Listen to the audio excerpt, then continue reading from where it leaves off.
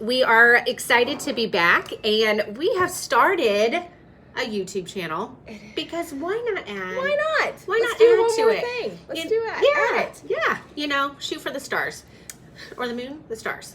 Well, I found that the YouTube channel will be better for saving the podcast, the recordings, because Instagram doesn't like to do that very much. No, and we want to utilize Instagram in a different way, more like quick shots of little things rather than a big long to do. Good to know. Right? Yeah, that's what we want to do. That's what we want to do. We want to do. We do. Apparently. I've decided. Well, last week we talked about emotional intimacy, and we probably will revisit emotional intimacy. If you haven't listened to it, please do, whether you pause this one and go listen to that one or listen to it afterwards, because there really is a connection between emotional intimacy and what we're going to talk about today. And we talked about last time that emotions are the bridge between emotional intimacy and physical intimacy. Mm-hmm. It's what connects the two, and I mean, you can have one without the other. Well, you can, and But I'm going to talk a little. Yes, is not what it was designed for. Yeah. And you really, there's an absence in your physical intimacy where it becomes just an act and a chore rather than something that's enjoyable and really connects you. When I was doing some research for today's episode, and it is on physical intimacy, so if you have little ears, we're probably going to say some things. Are we? Okay, I have a let's feeling. just put it right.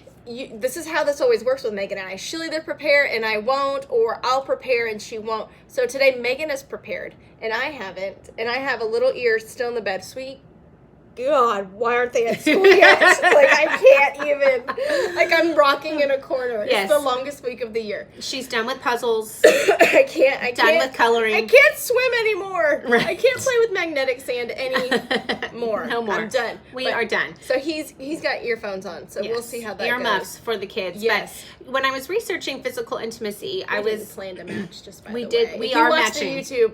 We are matching, and it's an accident. Our shorts even match. It's kind of crazy. And we're even wearing, like, similar jewelry. And I was wondering, I'm like, did you see this watch? This little band I got? I did. thought I like about it. you. I And I'm know. like, I was eyeballing it. I know she would. I'm like, I she's was. going to like that. I I almost do. put a black shirt on. I'm like, no, it feels red today. Get on our Oh, how can you find us on YouTube? I don't even know because you do that. Calm down. I will put it up there. I think it's the Live Messy podcast. Okay, so look for the Live Messy podcast on YouTube, and maybe will you post something on our Instagram feed? Yeah, I'll post something on the Instagram feed, and I will clarify that name. I'll double check it and do all the things, all the important things for that. Okay, good. It's mind mush. I'm glad still in that's mind your- rush. Y'all, wait, that's give your me job. a week and watch. They're gonna be like, who is that woman she's doing a podcast with? Right? She's so eloquent. Did she get a new And host? she just like got like a PhD. She just got so much smarter. Isn't it amazing what happens when the kids leave and you can complete a thought? It's Because phenomenal. it's interruption. They constantly interrupt. Yes, I feel like a new woman. Okay, so when I was researching physical intimacy, I found that there are some other types of intimacy that we can use. There's different types of intimacy in a marriage, obviously. Obviously, there's emotional, which we talked about last week. Yeah. There's intellectual. That's really where, and this is going to make my husband and I sound like such nerds, but that's where we connect.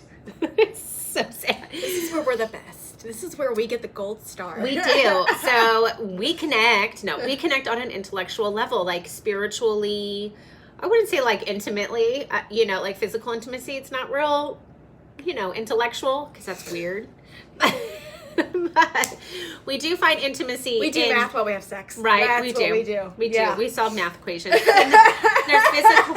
There's physical intimacy, which we're going to talk about today. There's experiential intimacy, and then there's spiritual intimacy. So there's actually 5 different levels or types of intimacy in a marriage. But today we're going to really talk about physical.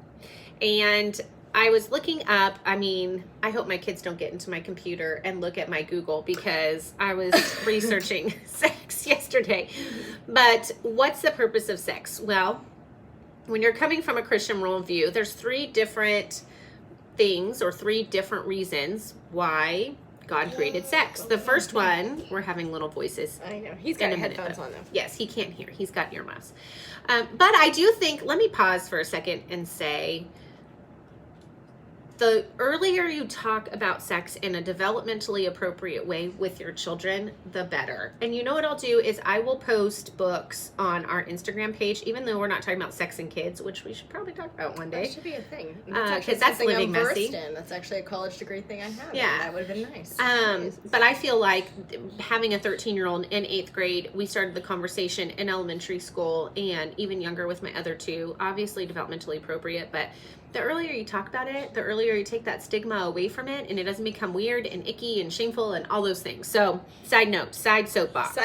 We could go on from there, but Yes. I think that should be a podcast. We are doing a series about children. I think about we parenting. are too. So maybe we can pop that in there. Pop that one in there. So, what's the purpose? Well, obviously procreation, but not everybody can procreate, right?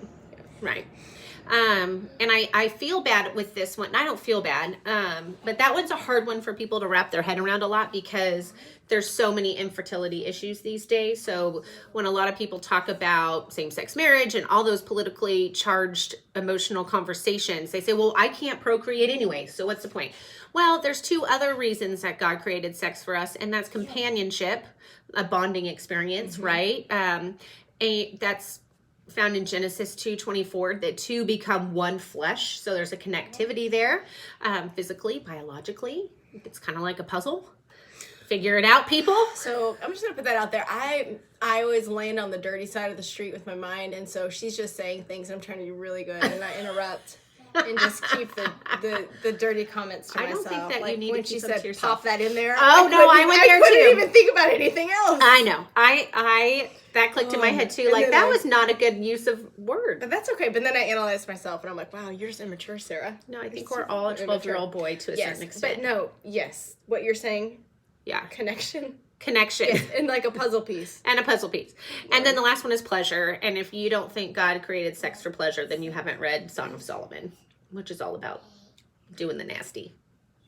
Is it the one where they compare the breast to the pineapples? It's all about the boobs. Mm-hmm. Solomon liked the boobs. Yes, he did. So, do you have anything to add to that? I mean, no. Okay. That's all right. Yes. That's all right. But I think we get stuck on, in our marriages, maybe one more than the other, and we forget. Like, I think there was a time in my marriage where procreation was our goal.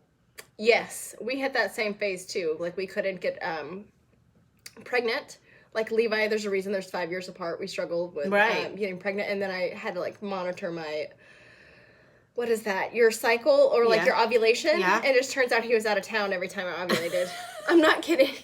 And I'm like, hey, but we had to have that. It became more pragmatic to some extent. I'm like, we have to have sex before you leave. Yes. I'm like, because if we... And that changes the dynamic. And I think maybe does. we need to talk on this for a second. Maybe we can go through each of these and talk on them. The procreation, companionship, pleasure. So for us, so we're talking about procreation. There was definitely a good chunk of time in our relationship where the focus was procreating rather than intimacy, pleasure, companionship, bonding. Mm-hmm. Like it was, this is a job that we need to get done. Inseminate me and we're good. Inseminate me and we're good. I'm just gonna lay here. I'm gonna check Facebook. Yes. And I'm gonna lay with my legs up after, and I need to take a minute. I did that with the first one, by the way. I never did that. Or maybe I did because I had a couple miscarriages. That's what started my whole blogging thing, actually, was talking about my miscarriages. And so we were kind of like you guys and had that quote-unquote secondary infertility where we weren't necessarily infertile, but we'd get pregnant and miscarry, and miscarry. Yeah. And so then that changes the dynamic of your sex life, too. Yes. It creates another layer. It creates a little bit of anxiety that it's not pleasurable. Like, I can't say I was pleasured every time. Sorry, babe. Not that he didn't try. But I can't say I was pleasured every time we had sex when we were in the procreating years. Well, and I think that's something else that we'll touch on in this probably podcast about men and women, the difference in satisfaction when you're having sex. And not every woman can achieve orgasm ever. Like, Right. I've met women that have never been able to have an orgasm before. And I've met women that multiple at one time. I'm like, some people are blessed and some aren't. I'm just kidding. That was crude. But no, but I mean, it's true. It's true. And then there's people that fall in the middle that sometimes do and sometimes don't. And I think there should be a healthy communication about that with your spouse. And there shouldn't be pressure for one or the other. I almost wonder if we should take down, and we talked a lot about expectations when it came to emotional intimacy last week, and maybe we need to take down our expectations. And I'm going to talk about that a little bit later, about what the purpose is of sex besides procreation, companionship, whatever. But like why, what our heart should be when we go into that act. Well, and I will tell you, different seasons of life, you have a different mindset going into it. Oh, for sure. For sure. Like before we had kids, it was a whole different. Well, I think before type you of have kids, intimacy. it's newlywed sex, and it's great. It's like vacation sex after you have kids, is what that's like. For sure. Newlywed Ding, sex ding, is like ding. vacation sex. Not with vacation with the children. Vacation with By the yourself. children. Oh, poor Clifton was so disappointed. I got sick on our last vacation. And in his mind, that was a time for us to connect physically, emotionally, and I got like the stomach virus. And he was like, this was the worst vacation ever. Well, and when we first like, "I'm vacationed sorry." or would get away, and that's something I would encourage all married couples to do, is At least once a year. That was advice we got. And just 24 hours is the best. Yes. And we try to do it around our anniversary. We take 24 hours. We don't even go that far. This year we stayed in the town over from us. But after, when the kids were itty bitty and we would get away, we would sleep. Like, we wouldn't even have sex. We were so tired, all we do is sleep. And that was an intimate thing for Yes. us, too. It sounds crazy, but it was. Speaking on vacations and being intimate on vacations, what's funny is the way we would vacation before we had children was like, let's see all the things, let's do all the adventures. And now our vacations look very different. Yeah. They're true. like, can we just like have sex in the morning and then go lay out by the pool and then have sex and take a nap and then go eat dinner and watch TV. Yeah. Like it literally is just just that. So and different. I've had to like change my expectations. Yeah. And realizing that that's what fills our cup as opposed to ATVing, horseback riding and doing all now we're just like, can we just lay on a beach and like shut down and then just be together? Yeah. Well, I just thought of a very funny saying, and it's totally not appropriate. I don't want to hear it. That's what this is. So, no, you can't. and do that to me. it was from a Christian woman who said it. Not that it makes it any better, but I'm just prefacing. Let's go But with she it. said the way to keep hear your what Megan man thinks dirty happy. is. Well, it's not dirty. I don't think it's Okay. dirty. It's just kind of funny. Yeah. The way to keep your man happy is to keep his balls empty and his stomach full. Very accurate. I don't even I know think what it is to say. too. Can we put that in a thing? Can we post that? I don't know. Maybe. Why not? What? Is that appropriate? People, It's super people. inappropriate. Are there crickets on the other side? I don't think it's inappropriate. I think sometimes what I was going to say... It's not inappropriate. It's a little bit vulgar. Yeah, vulgar and Vulgar. maybe a little bit stereotyping men. Even though it might be a lot of accurate. But what I was thinking is sometimes, let's move into companionship because I think we've talked enough on procreation. It's a bonding experience, yes, but again, with the expectations, sometimes I believe I'm not in the mood, but he is, and I need to meet that need for him. Does that make sense? And then vice versa. Absolutely. Not that I have to be forced into doing it with him or am coerced or anything like that, but I think there is so I can only speak for us. Right. But I don't think for the last minute think that we're special in any way. Mm-mm. But Well, I think just kidding. whenever like he's in the mood and I'm not in the mood, I do find that it creates a connection between us, and being intimate with him helps bring us closer together. Yeah. It makes me feel closer to him, Absolutely. even if I don't have an orgasm. Absolutely. And You know, two things on that. Number one, you go to the gym, and rarely do we go to the gym and we're like, yes, I cannot wait to work out. We go begrudgingly sometimes. I know, because it's your job. But I love it. most people, and I I get do mad too. when they make me leave early. Well, nobody likes you anymore now, Sarah. But you go to the gym and you're kind of like, ugh, I don't feel like working out today. But then you leave and you feel fantastic. Sex is the same way. Sometimes you go in and you're like, I'm tired. I have 85,000 things on my mind. I don't really feel like doing this. But then when you finish, you feel more connected, more bonded. You do. You're thankful that you did it. And I know most men, I'm not going to say all men, because I don't think no one's all or nothing. Right. So I think most men actually, part of their love language is Physical, for sure. And so I know for him, it makes him feel more close to me, more Yeah. connected to me. And well, they need that release. They do. And unfortunately, I mean, women do too. We do too. We do too. I definitely feel a stress relief. I'm not going to lie. Oh, it's nice. It's not bad at all. No. But I will tell you, my that was amazing. my issue, though, isn't a matter of not being in the mood or not that I'm distracted. Oh, I was just going to say that. My mind is racing. My mind is somewhere else. And I think to capture that intimate, deeper connection and that orgasm for me, it is letting go of everything in your everything. head. And for us, it's that's hard. It's very difficult. We have someone in our home 24 hours a day, 5 days a week. That's right. You have a nurse who's awake. That's awake. like having a teenager. That's another thing we'll have to talk about is these darn kids that stay up it's later. like I will tell you, we have to like lock the door, and it's like I'm in high school or something, Yes. or not that I ever did any of this in high school by any means. No, but ma'am. it's like I don't want to be caught, or like Yeah. you have to like sneak around. Yes. Are they asleep? That's Yes. the first. I'm like, are they asleep? That's what The other first thing, things we ask. the other advice that I got from a woman who was further ahead of me in marriage was,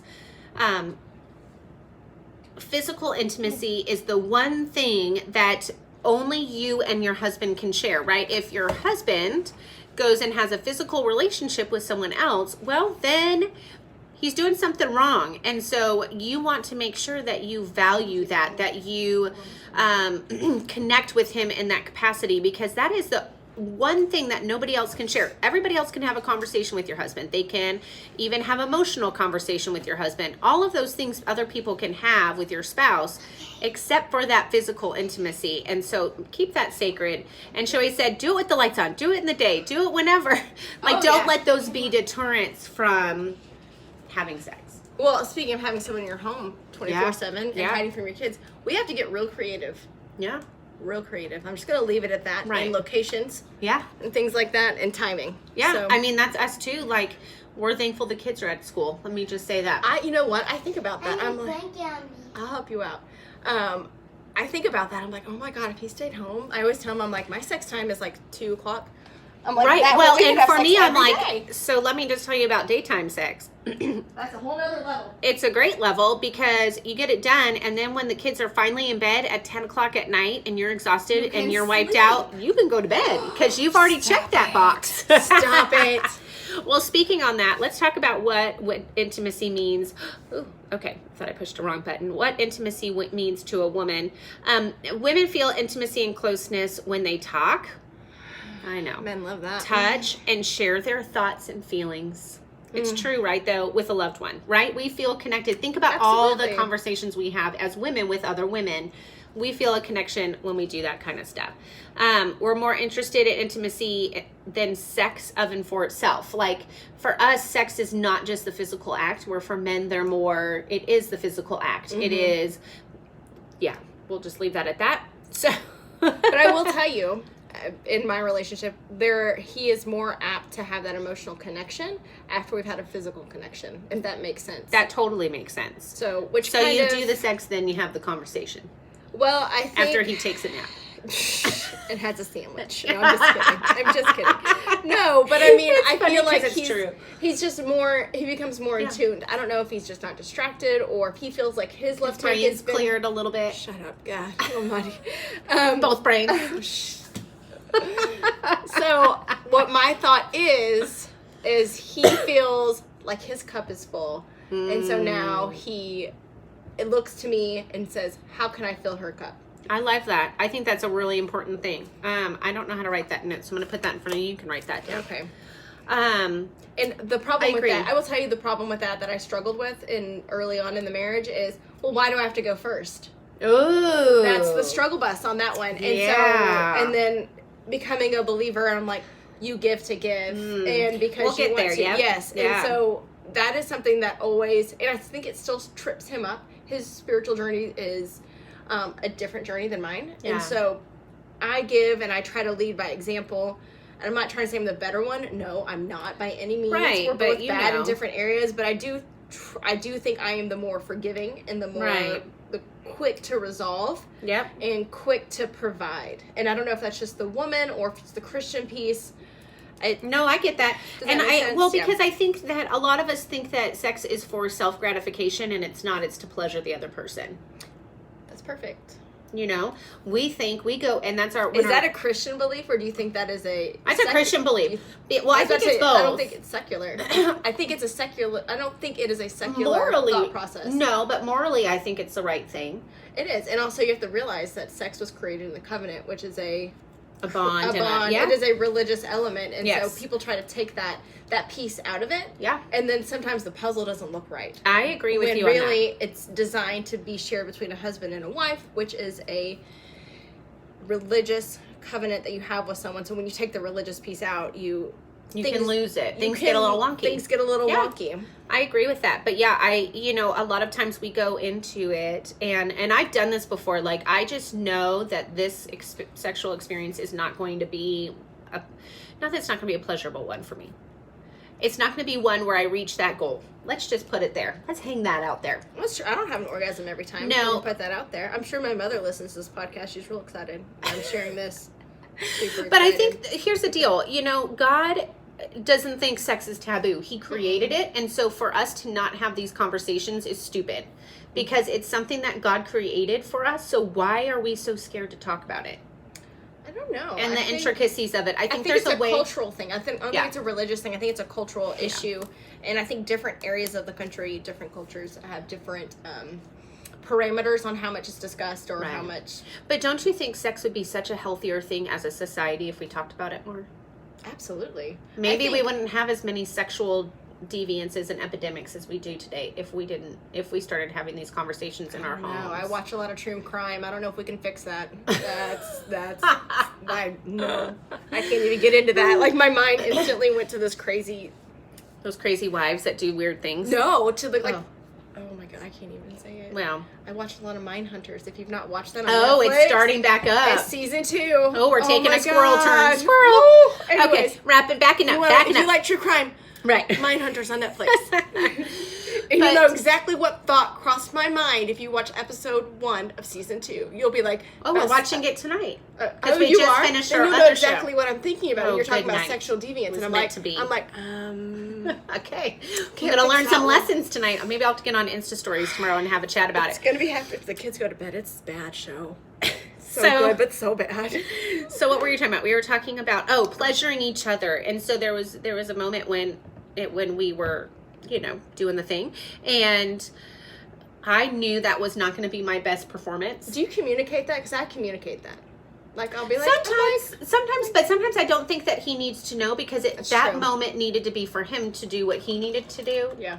That sounds like he's taking advantage of me. He's not. What I mean is, like, you wanted to share that moment with him. Yes, and allow him to be pleasure. Gosh, he's gonna I hope he doesn't listen to this, because he's gonna be mortified that I'm sharing this. But you're not the only woman that does that. Right. It was not. I knew that I was not going to have an orgasm. I just knew. My mind was in 85 places. Yes. I was not focused on what happened, but it had been a while. We needed to have some connection. When you feel like, wow, we need to have sex. And I will tell you that even if you feel like that disconnect, sometimes doing that prior to like the emotional piece of it, or let's talk about things. Sometimes just have sex. Yes. And then talk. It's almost like taking things. that 24-hour break when you have like an emotion. You have to have an emotional thing come at you, and you have to respond. You take 24 hours. Same with sex. Like, have sex, then have that hard conversation. Yeah. Which is not how women think that it should go. No, because we think that we should be satisfied every time. And really, you can have an orgasm and not be satisfied. That's what the research shows. It says, really? Yes, it shows that women can still have an orgasm and not feel that closeness, because they haven't had the talks, the feeling, they didn't have the emotional intimacy. And because the emotional intimacy wasn't there, even though I had an orgasm, I'm not feeling connected to you. It was just an act. It was a deed. Yeah. It was a chore. Yes. No. Ooh, I don't want to say that. But some people feel that way. Yes. Like, even when you said check it off the totally. I was like, oh, that's kind of gets the connotation of it. Some days, I'm not going to lie, it's a check off the box, because I know he needs it. I don't. I don't need it that day. I bet he would appreciate if I put that on my list. Right. You should put it and like lay it out where he can find it, and he'd be like looking at your list. What? I'm on the list. He's like, When's that going to happen? List. Are we going to get to that to listing? Let me talk about a list. So when we were busy, when the kids were infant 1 and 4, we calendared it. Did you really? We did. You're not the only woman I've spoke to that We has did. a schedule or a routine. Like if they have sex on X day or whatever it is. Right. Or if I know, we call her the enemy. If I know my cycle's coming, then I'm like, we got to get it done or you're out for 5 days, man. Oh my God, poor Clifton's out for like 10 days. Oh. I feel bad. Wow, that's Well, nice. because I don't want to do it before. I don't want to do it after. Yes, It's I too know. much. I know. But yeah, so I don't think there's anything wrong with putting it on your schedule because when you write, and you can put it, we used to, what were some of the things we did? We have a play date. We were going to go wrap presents. We have a lot of code words. And now we have to be really... Oh, those are the code words Yes. for it? I'm like, oh, is this what we're going to do after Because- the play date? no. Wrapping presents? I'm No. like, what are we doing? Or we're going to go, what was the one that we had forever? I forget what it was. We had a good one. But now we say we're going to go wrap presents because at Christmas time you lock the door and you wrap presents. And so we're like, oh, we're going to wrap presents. But we've definitely gotten creative because our kids are getting older and staying up later, but yet they're occupied at different times during the day. So it's really easy to get a little 5 minutes in certain places and I think things. And we forget that it really only, ladies, it really doesn't take that long. no, And it doesn't have to. It doesn't have to. It doesn't No. take that long. Our code word is, do you want to take a shower? Ah, that's a good one. May not even take a shower. Right. But that's what the code word is. Well, and now that our kids are older, when I take a shower, I shut all the doors. Mhm. And so doors being shut are not an abnormal thing. So maybe that's good advice to you, ladies, is Shut the doors. start learning how to shut the doors. That is the other thing. And, I have such a panic. Clifton changed the doorknobs on I probably shouldn't use his name on the podcast, but changed. They know who our husbands are. We're Changed good. the locks on our doorknobs. Mhm. And so now my boys have figured out how to jimmy the lock with a butter knife. Oh my God. And I'm like, and I realized this the other day when we were having sex, and I had like a panic moment. I was like, wait a minute. We hear them coming down the stairs and we both look at each other. We don't have We stairs. like stop in the motion and we're like, You Uh-oh. never freeze faster than you do. have you ever gotten walked in on? No. We have once. And I've never seen my husband jump to the side of the bed faster in all my life. gosh. We had one time we opened the door and my middle guy was like 2 and he was in the chair asleep right outside the door. So he obviously came down and had a nightmare or something and fell asleep in the chair while he was waiting for us. But he was only 2. The other one, he was probably early elementary school and we didn't have maybe like kinder or first and we didn't have the door shut because everyone was sleeping and they were babies and usually like The they door's sleep. open. Yeah. And so I've never seen my husband jump it to the side so fast in all my life. It Oh, see, okay, you have to It's realize. amazing. So Allie's our oldest, but that's a whole different ball game. Yeah. But Luke, as cognitively wise, is Right. our oldest. Right. And he doesn't know what sex is. Right. He knows the word. Yeah. And he knows it's something that a man and a woman do together, but he doesn't know like what's involved. Right. He thinks it's kissing while we're naked or something like that. Right. And like we'll shut the door and he'll be like, I know what you're doing in there. And I go, what are you talking about? He's like, you were having sex. And I go, no, not even having sex, doing sex. And I'm the kind of mom that always asks the question. I'm like, get the full information. I'm like, Right. Well, what does do that you mean? think sex is? Yeah. He's like, your shirts are off and you're kissing. And I'm like, you got me, bud. Yeah. And you know what? I love that you handled it that way because you Yeah. don't want your kid to feel like it's something yucky or embarrassing or icky or shameful or... There's already going to be enough personal shame. We about really it, need to have a kid and sex talk because We I want do. to talk about kids and pornography. I want to talk about all the things. That's a side note. Yeah. That's a side meeting for us. All right, so I'm write that down our side. Well, meeting. speaking of shame, I think this is a good transition about Oh, God and perfect. intimacy because when it comes to the Christian faith, a lot of us have been taught and shown different things. Not even Christianity. In our homes, like I just said, I love that your response is such a positive one that you don't make it like, well, we don't talk about that, or Oh, no. you know what I mean? Like you hide it or it's shameful. You're just like, well, you caught me. Like it's important for Luke to see that mom and dad have a healthy sex life. That's important. Well, I have found Because you're it's teaching him important for them to even just not even sex, but like the physical piece. Yeah. When our boys see us hug and Yes. see us kiss Yes. and see us embrace each other and Uh-huh. laugh, even just laughing together, Yep. it fuels important. their security Right. in their family. Yeah, I Because I agree. think there are 55% of kids are in Right. divorced homes. Not that there's anything wrong with that. No. But it does create. He sees it. He knows what that is. Mhm. We have family members that are that are divorced, Mm-hmm. and he knows what that is, and so he's aware that that's something that can happen. Yeah. And it's not a taboo. No, it doesn't happen to anybody anymore. Right, It happens right. a lot, and I think it re-secures him Yeah. in, because I mean, even, I don't know if this is a problem we need to deal with him, but like, even if like we have an argument or something like that, are you gonna get a divorce? I mean, it's so bizarre. I'm like, But I think that's no. a kid thing. I just think that I remember saying that as a kid and thinking my don't remember parents were going to saying get that as a divorced. kid. But I do. I think it's important for our children Yes, to to see see that. healthy physical contact between Yes. mom and dad, and seeing that mom and dad are physical and they take time out for each other. But a lot of us were not raised in homes like that. Sex was taboo. It was shameful. Yeah. And in the Christian faith it was. And I'm like, how some of these Christian connections, I wonder how people make them, because when I read the Bible, I'm like, where on earth did you get that from? Because it's their own personal shame. yes, It's their own personal feelings that being, what's the word I'm looking for? being expressed, Reflected on their and faith. also if that's what they were taught in their home, as like if they grew up in a home where it was something that was taboo, they're going to have similar thought processes usually, unless you've gone out and seen other things or educated yourself in other things. Usually you kind of mirror or reflect the things that you were taught. Yeah. You know, it's funny because I just had a really funny thought while you were talking. See, a 12-year-old boy, I was thinking, you know, Adam and Eve were hanging out with God in the garden. Like, did they have to lock the door when they did it? Like, where Never was would God? have thought that. I know. God's everywhere. Do you lock the door? 12-year-old might. Well, I mean, you don't think of him, like, he was walking with him. That's true. But were they having sex in the Garden of Eden at that They time? procreated. Okay. They had Cain and Abel. Okay. So he was there. Well, then I guess maybe. Anyways. Okay, my mind's going somewhere really, really bad and sacrilegious. So sex was designed by God. We just need to establish that. And because it was designed by God, it was designed to be a deep and intimate expression of love, not just a physical act. And that's why it's so important that we started with emotional intimacy. Again, if you haven't listened to that, go back and we will revisit it. I know we will, because we both felt cut off. I think I know, we did. It. I was like, I'm not done. Yes. Megan's like, we're done. We're done. And I'm like, I think we were like, both of our minds were still summer, but I think I want you to tell me a takeaway that you want people to have from this when you're done. I didn't mean to interrupt you, but I want to share, I think, what a good takeaway would be. Okay. Well, let me finish this little list really quick. Oh, I thought we were done with the list. I'm so sorry. No, I'm just starting it. So oh my gosh. Hold that thought. I'll just read through it really quick. She has trained me so well. We've hit the 30-minute mark. I know, and I'm I like, was looking too. well, we're going to be wrapping it up. We are. We're wrapping it up soon. We don't want to have you guys sit with us forever. So can you hold that thought, or do you want to share it now? Can you hold it? Oh, I can hold it. Yeah. Like you're holding your pee? Okay. Oh, jeez. Here we go. So we already talked about God not thinking it's taboo.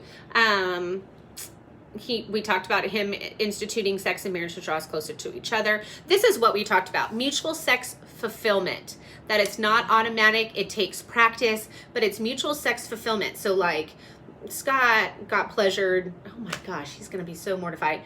You know, one time and I didn't. Well, like maybe we need to have a little chat, like, because some of us are having sex with our spouse and we're never pleasured, and that's not okay too. And so we need to make sure that if you are one of those people that's never pleasured and your spouse always is, there needs to be a conversation to be had there. Too. Yeah. And I know sometimes even for us, sometimes the conversation, oh my God, Clifton will kill me. I would say this, in our relationship, he is a little bit more, if you were to choose, he's more of the prude on the side. Yeah. And I'm a little more adventurous, I guess you could say. Yeah. Take that for what you will. And communicating to that hasn't always been very comfortable for me. And as we've been married longer, I've been communicating a little bit more. And he's like, this is amazing. He's like, it just gets better as we get older. Yeah, I mean, it really does. It took time to be able to feel comfortable to communicate to him, I like this, I don't like this, try this, do this. Yeah. And you feel giggly and like a 12-year-old boy, but be giggly and a 12-year-old boy because you're both feeling that way. Absolutely. Yeah. But it was funny. That is funny. The first few times. He was like, what? Right? Okay, so I liked this one. In Deuteronomy 24:5, God told ancient Israel that a young husband should take 1 year free from work and war to learn to pleasure his wife. I think that should be instituted. Right? I think that 1 should year. be a thing. So the commentary on this is that was what like, the LDS Church is really doing on a mission? God suggesting a year-long honeymoon. Like, but his job, he told ancient Oh, you mean Israel, with their wife? I thought you meant like separate. No, like his job was to learn his wife and to pleasure her. We need to realize that we are very different sexually, and that's okay. We must grow together. We talked about this last week. We must grow together intellectually, emotionally, socially, and spiritually so that we can grow together sexually. So we think a lot of times sex is just sex, and it's not. It's attached to so many other things.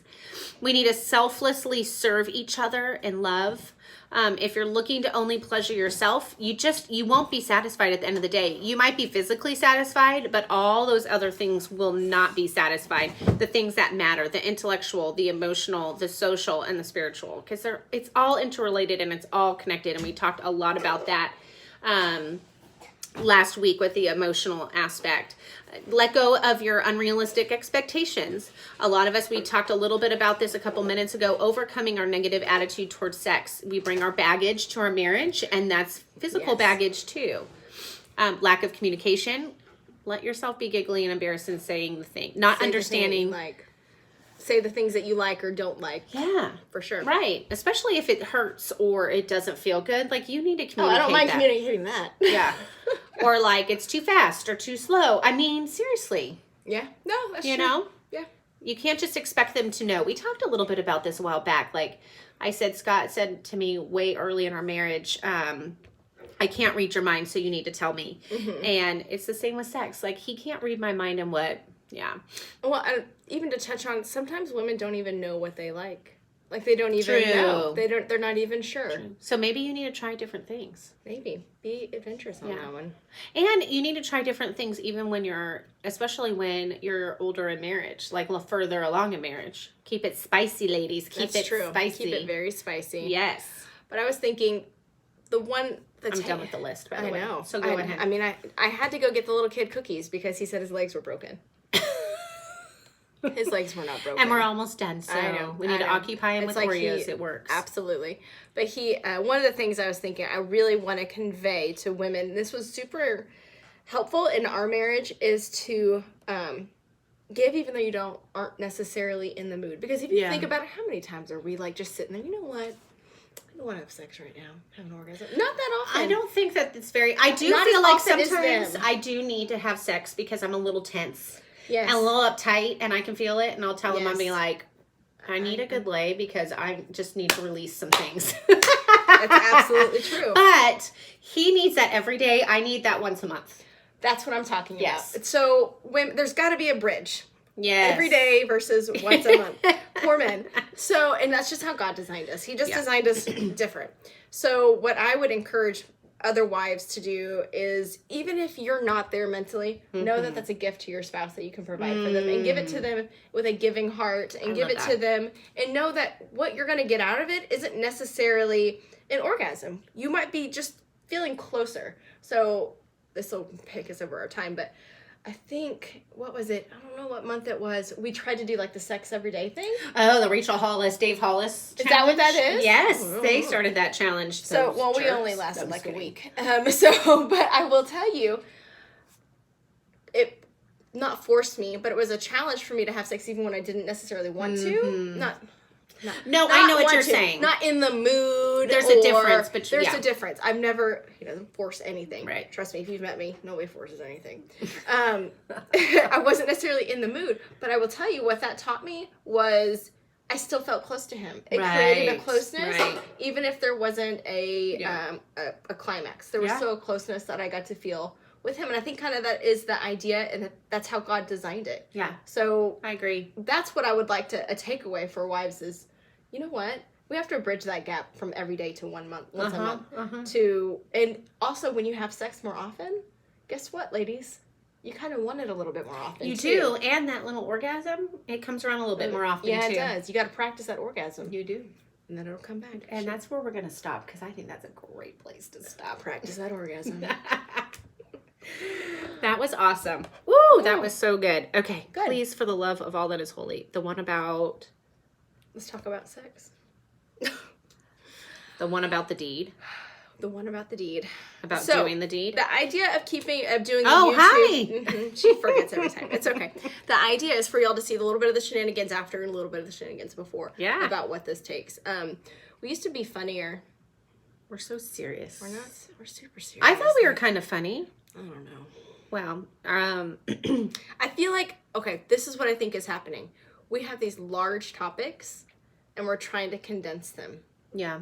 And I feel like there's so much more to say about things. And I think we need to decide if we want to be 10,000 foot view or 5,000 foot view with certain topics, and then maybe kind of spread them out a little bit more. Maybe we'll ask you guys. Maybe. That's a Pull thought. you. Let us know in the comments. Do you like these giant topics that are talked in a very giant way? Or would you like us, let's say we talked about physical intimacy 2 more times. Tell us in the comments of this video what you prefer. Because I think what we did our last season was we broke things out and then we got tired of talking about it. Like, we wore that out. Yes, and now we went the opposite end of the spectrum. We went all the way. So we need to... So let us know where you want us. Maybe where we you need to want look us. at our content calendar and see if there's anything that we can Spread out a little bit. spread out a little bit more, or mentally get okay with a 45-minute podcast instead of a 30-minute podcast. And that's another thing. Let us know in the comments. Do you prefer a 30-minute podcast or a 45-minute podcast? I prefer 30. I prefer 45 because I work out for like 45 minutes on like the treadmill, and I'm like, I don't know what to do if I'm not done working out and the podcast is over. That bothers me. I'm like, dang it. Now I gotta find music. Yeah. I've got 5 minutes left. That's just my own personal thing. No, I get it. Well, let us know. Yes. Anyways, first YouTube Video. podcast. High five. We're so professional. I know. So professional. All right. We'll see y'all next See ya. week.